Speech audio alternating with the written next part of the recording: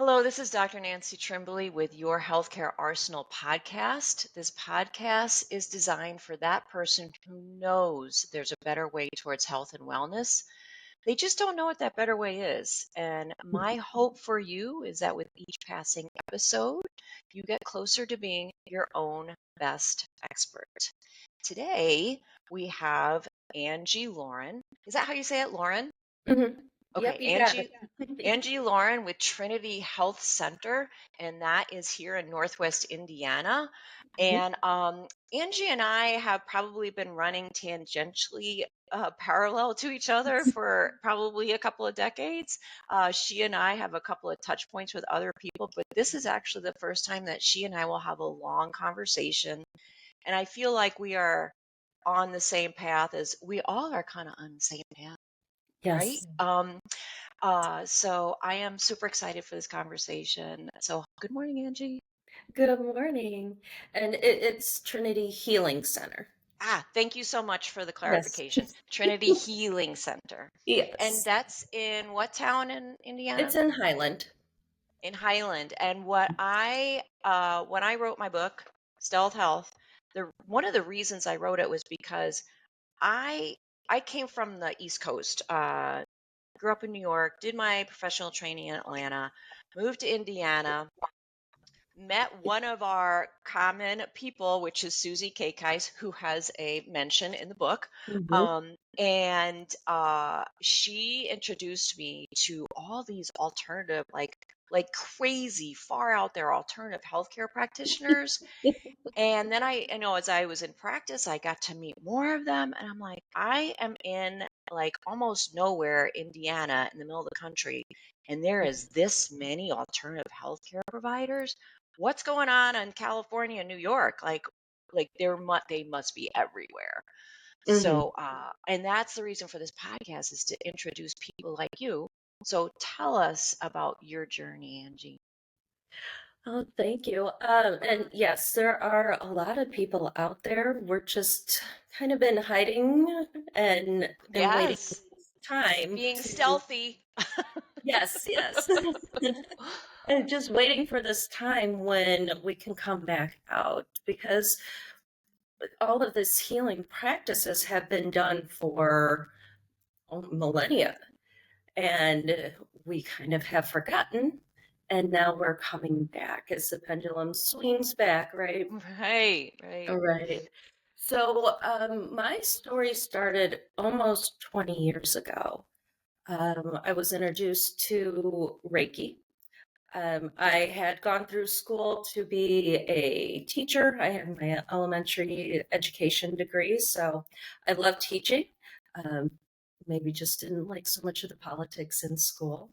And I still wasn't feeling like I was being pushed, or there wasn't like, I just felt I was missing something. And so then I tried to go back to school, or I did go back to school to get my master's in psychology. And then I started working in that field. And along those lines is when I was introduced to Reiki. And so I'm trying to be left brain with the psychology and working with clientele. And, you have to do things along the scientific method. But at the same time, that I have this new way of seeing the world. And I'm sitting across from clients and they're talking about how they have demons on one side and angels on the other, and I can see shadows moving behind them.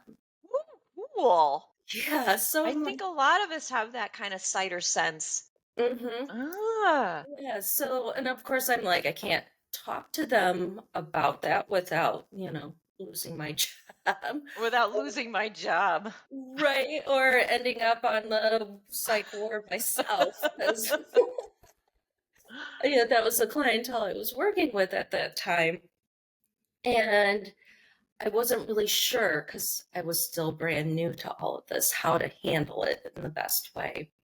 So I ended up not staying with psychology either. But it's really interesting in how, when we look back on our lives, hindsight's 2020, right? I needed the education piece to be able to teach people.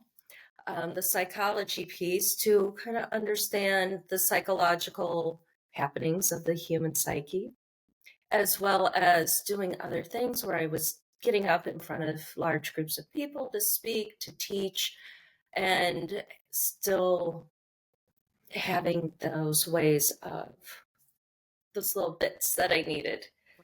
So, and Yeah. for our audience, just to make sure we're making the connection, would you explain Reiki in like a paragraph? I know it's hard, but we've had Reiki practitioners on the podcast before, Okay. just as a reminder. Sure. So Reiki is universal life energy.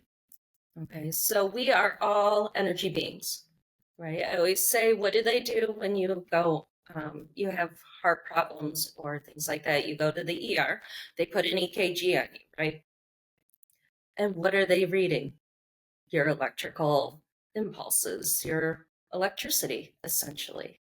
So we are Right. all energy bodies. We've just forgotten.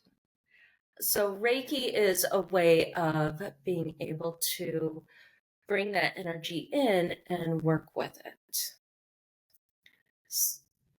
Yeah. So it's a So healing practice.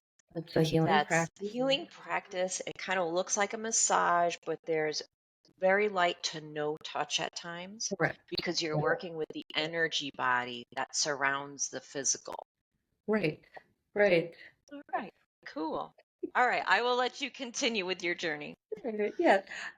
So goodness. I was going to Unity when it was over in Hammond, and Oh, Unity Church. mhm. Yes, And yes. yeah, we were doing what we call Reiki sanctuaries over there, and people would come in and get a session with one or two or sometimes three healers, and for like 20 minutes. And through that process, I met my shaman teachers, and Cool. through saying yes to that, there was a group of us that went, hey, Northwest Indiana needs more of this. And Yes. so we opened a Center for Transformative Growth. That was 5 years ago almost. So, yep, we kept watching everything that was going on in March of 2020 because our grand opening was supposed to be Ah. April of 2020. So, yeah, that was that we kept saying April Fools.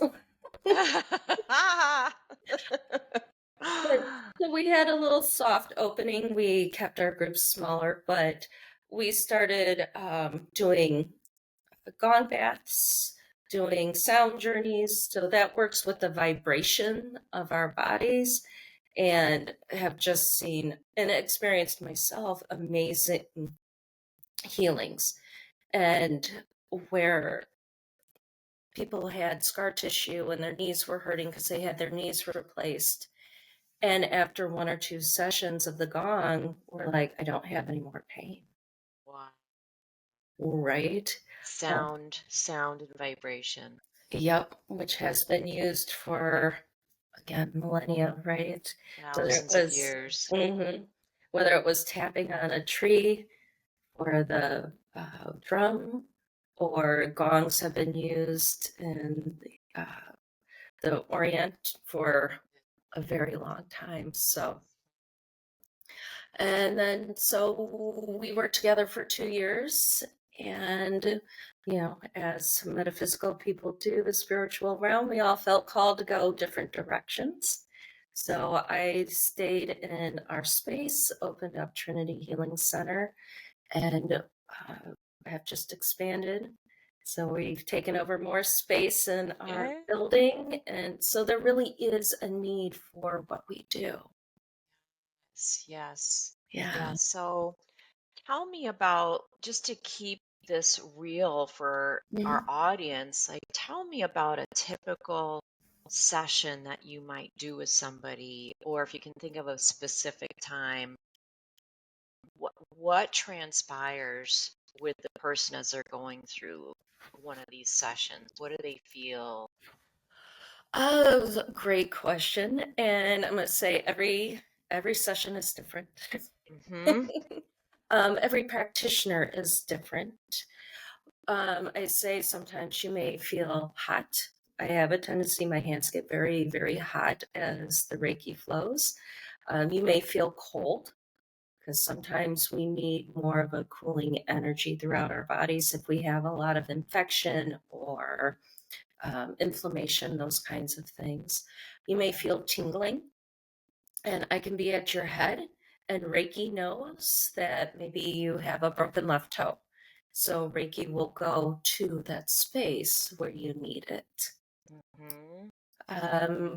In my first session, I had I could just feel the energy flowing through my body. I was seeing all these kinds of colors. People report seeing lots of colors, uh, or almost having an out of body experience. I said the absolute greatest thing that they can do is fall asleep. Guilty. And so I'll be like, "Did you have a nice nap?" And they're like, "I was awake the whole time." I'm like, "Are you sure, snoring?" So I think the body falls asleep, but the consciousness is aware and doing different things. So uh, I have people that are like, "Can I come watch?" And I'm like, "All you're gonna do is see me doing this." Yes, it's like, yeah, if you want your own nap, go watch a Reiki session. Right. Right. And so yes, there is very light touch to no touch. Uh, um, I was thinking of a time I was working with a woman who I didn't know had back problems. She didn't tell me that. And so I had my hands right behind that occipital lobe. And she afterwards reported that she had really hot energy just flowing down her spine. And it was circling around a herniated disc. Wow. And she was about to ask me to stop because it was getting so intense. And just as she was getting ready to open her mouth, she felt a pop. And the Wow. energy instantly went cold. Now, I had no idea that this was going on. I was still brand new working out of my house. And I'm like, okay, I just feel called to go right here and just hold the back of her head. And I had no idea. So Reiki really does exactly what it needs to. I have no control over that. Right. And, I like to remind people that we all think we're very physical. Mhm. Everything around us seems very solid, but in reality, our physical world is mostly space. It's the space Right. around the electrons. Mm-hmm. So that's why when you walk into a room and there's somebody is upset or mourning Mm-hmm. or angry, that's why you can almost feel it because it's an Yes. energy and our bodies are all Mm-hmm. energetically connected, whether you Yes. want that or not. It's true. Um, and so what Reiki is able to do, I feel like, and I'm not a Reiki practitioner. For those that don't know, there is trainings in Reiki. Mm-hmm. There's 3 trainings, right, for like Typically, levels. again, it depends on the teacher. So, Mm-hmm. how I do it, there's Reiki 1, there's Reiki 2, Master. And then if they want to continue on, there's Reiki Master Teacher. Mm-hmm. So I've done to 2 levels. Okay. Um, and I think where was I going with this? Oh, um, my feeling about Reiki is that you're being a conduit and a channel, Exactly. and you don't consciously say like, "Oh, you need this or you need that." You Correct. go through the steps in the process of the Reiki training, Mm-hmm. and then the energies that are healing us, helping us, the light and the bright energies are coming in. And Mm-hmm. this is a concern I hear from people. How do you know it's good energy? How do you know it's not dark energy? Well, I mean, us as practitioners, like we can feel like it's Mm-hmm. positive, and you can also sense where there might be some negative energy. Um, but I think, and as a chiropractor, I know I am just a conduit for the healing, for, Right. the divine. I just know that. And I go into my work mode and I am called to do what I do. Mhm. And I know that it's positive. So what would you say to somebody that's like, oh my gosh, how do you know? Right, right. Well, and of course, as there is in any field out there, you're going to have people that maybe do things not on the light side as much as the Wow, other good side, point. unfortunately. So it's a great question, and I think it's okay to be concerned about that and do feel how you feel around people. Okay, so for me personally, I work only with the light. Um, I'm a firm believer in karma, and I'm not going to do anything, Right. you know, um, and it absolutely comes from above. Yes. Okay. Absolutely. And yeah, again, there is that feeling of heaviness. I like to call them heavy energies because that's how they feel. They just feel heavy to me, where other energies are very light and bright, and it makes you feel good. If it doesn't make you feel good, or you have that intuition that, and we all have the intuition, we just have maybe learned not to listen to it. But if you feel uncomfortable, really check in with that. Is it just that it's something brand new? Or do you get kind of that pit in the bottom of your stomach that this doesn't feel right? Yeah. Totally agree with that. And when I was writing my book, I there's a book by Stephen Pressfield. It's called The War of Art. And I read and listened to that book multiple times while I was writing my own. And he talks about when you're creating and you feel a tingle. Like right now, I feel like my body is buzzing because I feel like this is super Hmm. positive. And when I would write something and I would get that feeling, I'd be like, oh, awesome. I've gotten a message like this is Yeah. absolutely good stuff. Hmm. And but recently I can remember uh, uh, I was at a decision point about something, and I kind of made a decision mentally, and then for the next 2 days, I was couldn't sleep. I was like on the verge of tears. I felt horrible, and then I realized like, okay, no, that's like not the right path. Right. I need to check in with what was underlying that decision because maybe it wasn't my own choice. Maybe I was trying to please another, probably, since I just said that out loud. And so yeah, we all have this sense that if we just learn to connect and tap in, we would all be much less anxious about the world, I think. Hmm. Yes, yes, absolutely. Can we do a little activity? Yes, I would love that. Okay, so if you bring your hands together and you rub them, what happens? They start to feel warm. Warm, right? And why is that? I'm guessing the friction. Yep. And friction is Oh, friction's energy. energy, right? So when you get those hands nice and warm and you put them onto your heart, how do you feel? I can feel the warmth. Mm-hmm. Maybe feel a little tingle. Uh-huh. Mm-hmm. Yes, like spreading out. Yep. So that's the energy that you created between your hands because one, we're energy beings. Two, rubbing them together causes the friction. And that's actually how I started with Reiki, was being able to feel that. And even, yeah, if you get that energy flowing, do you feel the tingle between the hands? Yes. Yeah. And so that's the energy flowing from one hand to the other. Yes. For those of you that are just listening to this, What Yeah. Angie and I are doing is our hands, we've just created that friction. We have our hands facing each other, but 4 to 6 inches apart. And there's a ball of energy you can Mhm. feel. And one of the games I like to play is how far apart can I take my hands and still Yes. feel it? Yeah, so this is called a chi ball or an Hmm. energy ball.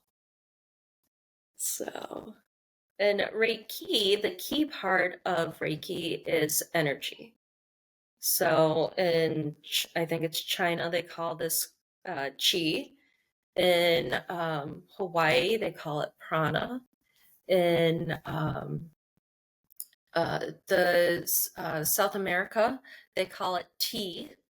So all of these different ways of being have names for what we just created.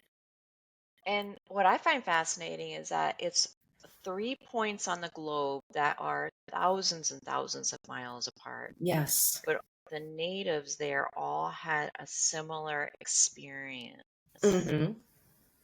Do you want to dive into some of your training you did in the Andes? Sure, sure. So I just recently finished training with Dr. Alberto Villardo.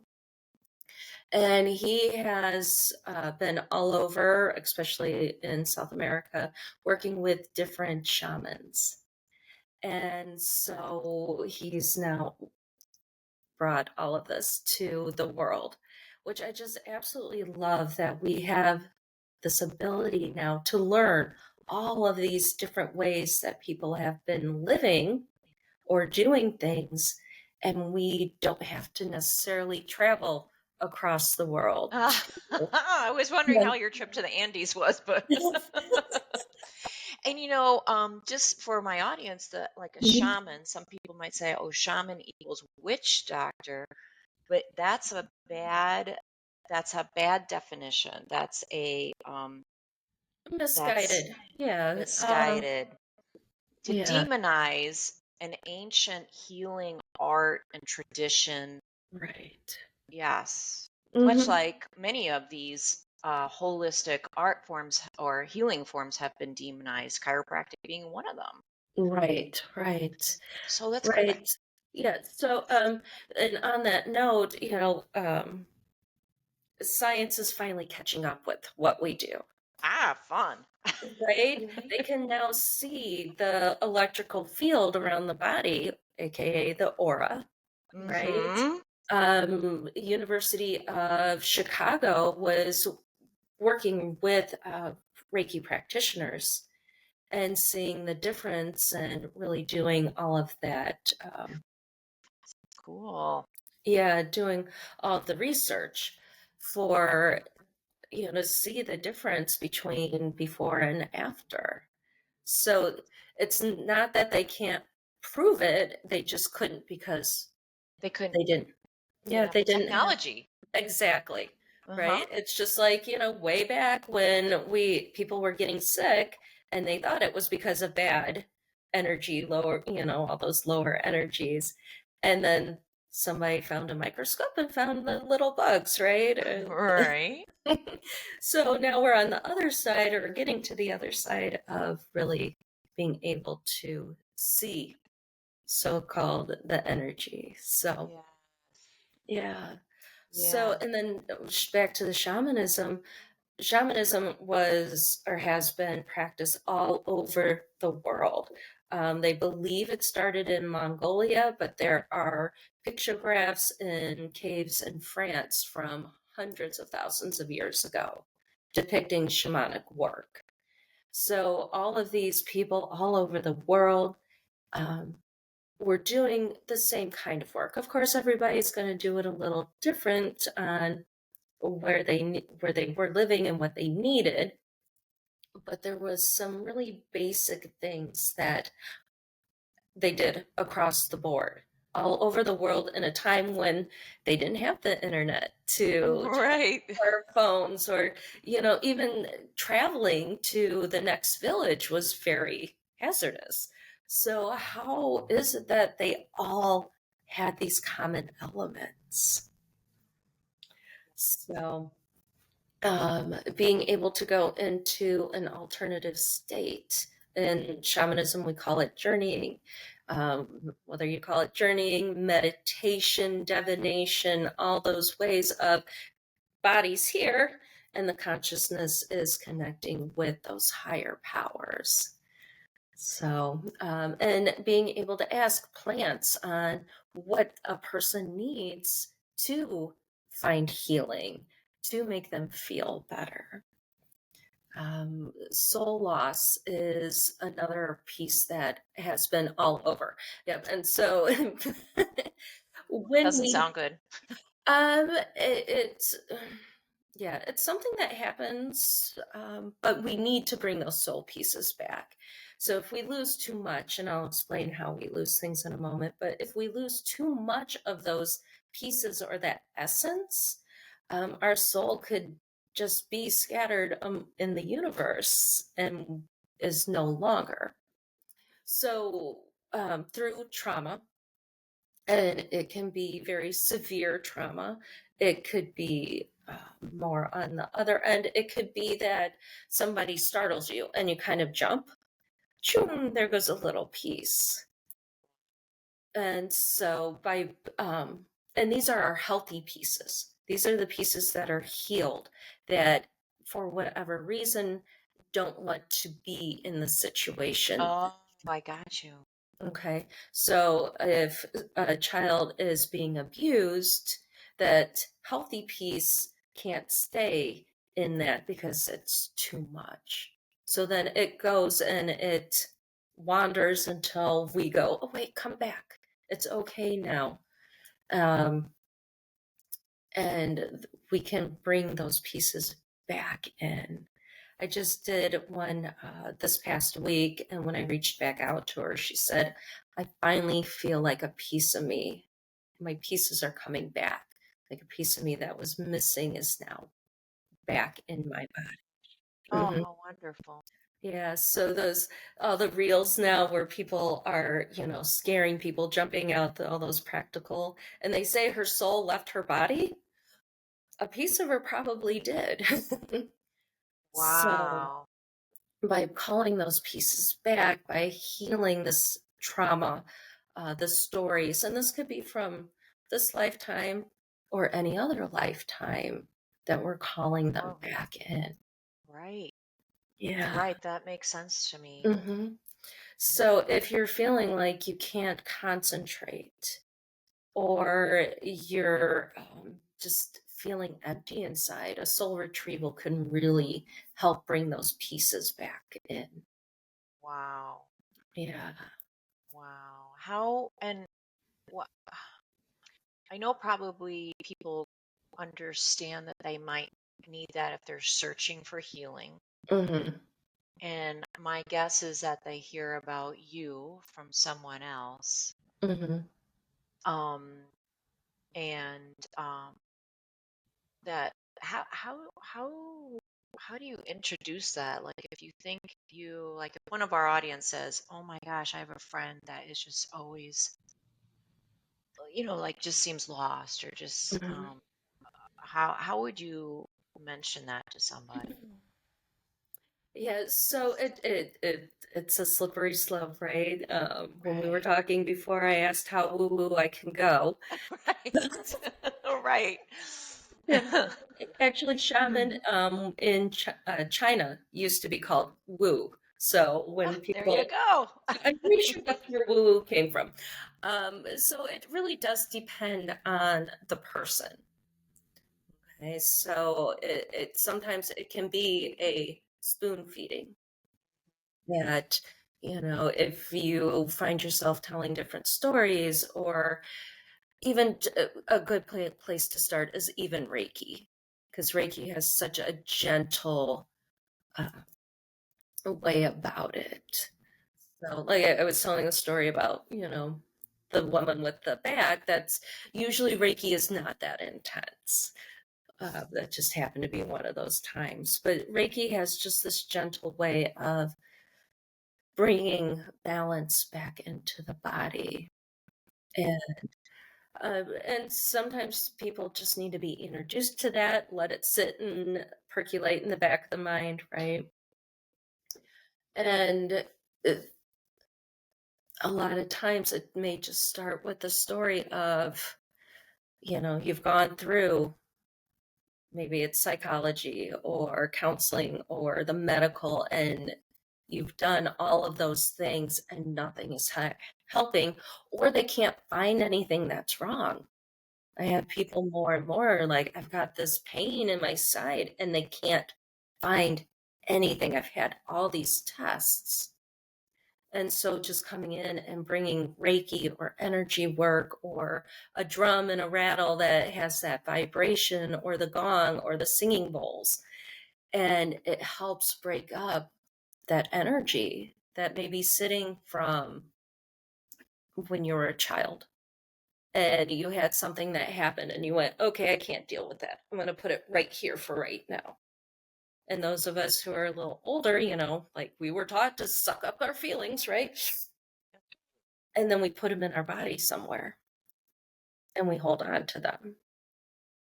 So usually they are looking for something different, like the medical psychology, just all of it isn't working for them.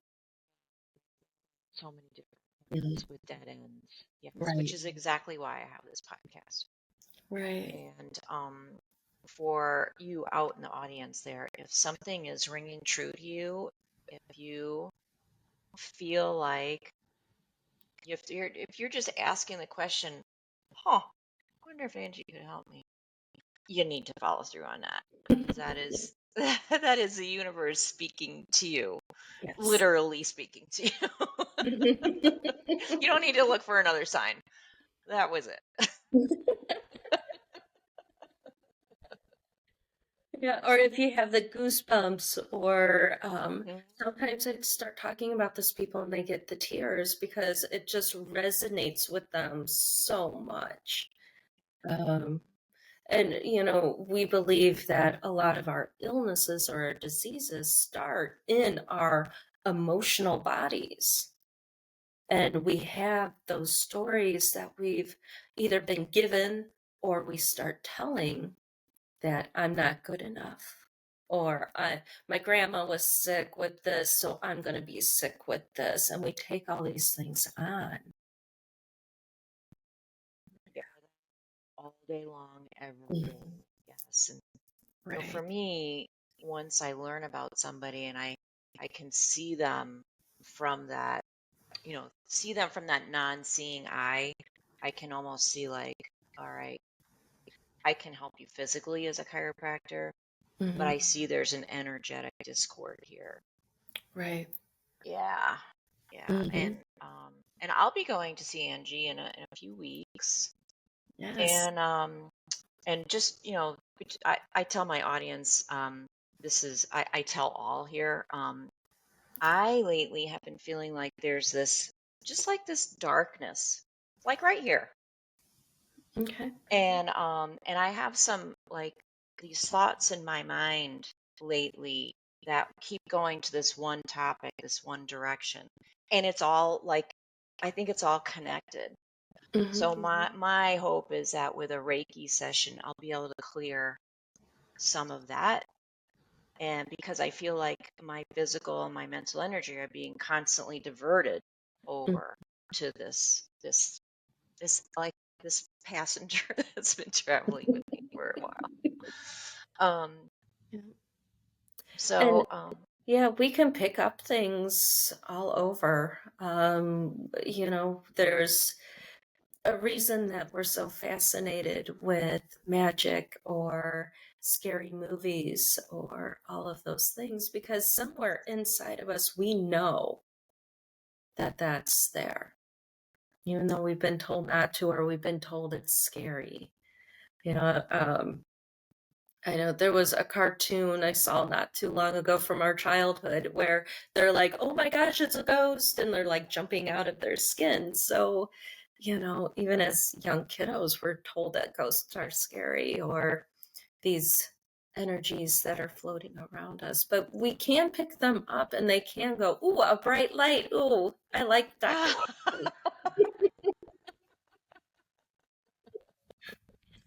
I'll just start referring to it as Casper from now on. Yeah. It's a friendly ghost. Right. But if they have that kind of energy where they have a story that is playing, or, why do they not cross over? A lot of times they have unfinished business, or there's that piece. And so by your attention being drawn to that or having those thoughts, then that could really be what this being is saying that needs help. Does that make sense? No.